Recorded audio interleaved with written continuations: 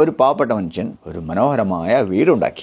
സന്തോഷത്തോടുകൂടി ആ വീട് പരതാമസത്തിന് വേണ്ടിയിട്ട് അയാൾ ഒരു ദിവസം നിശ്ചയിച്ചു. പക്ഷേ നിർഭാഗ്യവശാൽ ആ വീട് പരതാമസത്തിൻ്റെ ഒരു ദിവസം മുമ്പ് ഒരു ഭൂകമ്പത്തിൽ ആ വീട് നശിച്ചു. ഇത് കേട്ടതും ആ പാവപ്പെട്ട മനുഷ്യൻ മാർക്കറ്റിൽ പോയി ഒരുപാട് മിഠായികൾ മേടിച്ചിട്ട് ആ പൊളിഞ്ഞ വീടിൻ്റെ അടുത്തേക്ക് ചെന്നു. അയാൾ അവിടെ ഒരുപാട് പേര് വീടിന് ചുറ്റും കൂടിയിട്ടുണ്ട്.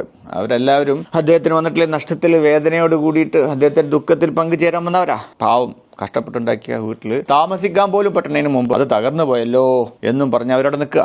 അവരവിടെ വന്നിട്ടുള്ളത് ഈ മനുഷ്യനെ ആശ്വസിപ്പിക്കാൻ വേണ്ടിയിട്ടാണ്. പക്ഷേ ഈ പാവപ്പെട്ട മനുഷ്യൻ അയാൾ വന്ന് മിഠായി വിതരണം ചെയ്യുക എല്ലാവർക്കും.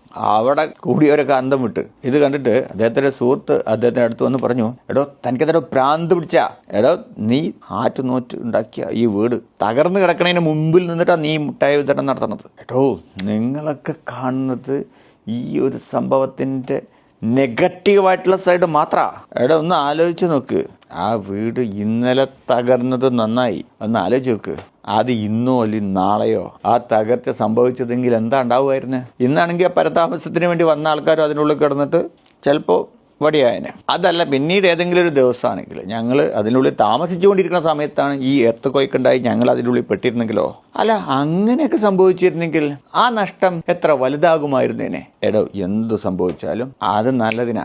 വീട് ഞാൻ വേറൊന്നും ഉണ്ടാക്കിക്കോളാം. ഇത് നമുക്കെന്താ മനസ്സിലാണ്? ഇതുപോലെ എന്തെങ്കിലും നമ്മൾ എല്ലാം നഷ്ടപ്പെട്ടു എന്നൊക്കെ തോന്നുന്ന സമയത്ത് ഒന്ന് ആലോചിച്ച് നോക്ക്, അതിനകത്തും ഒരു നന്മ ഒളിഞ്ഞു കിടക്കുന്നുണ്ട്. അത് നമ്മൾ കാണാൻ തയ്യാറല്ല, അതാണ് വിഷയം. ഇനിയിപ്പോൾ നമുക്ക് അങ്ങനെ ഒരു പോസിറ്റീവ് വശം ആ നഷ്ടത്തിൽ കാണാൻ പറ്റുന്നില്ല എന്ന് വിചാരിക്കുക.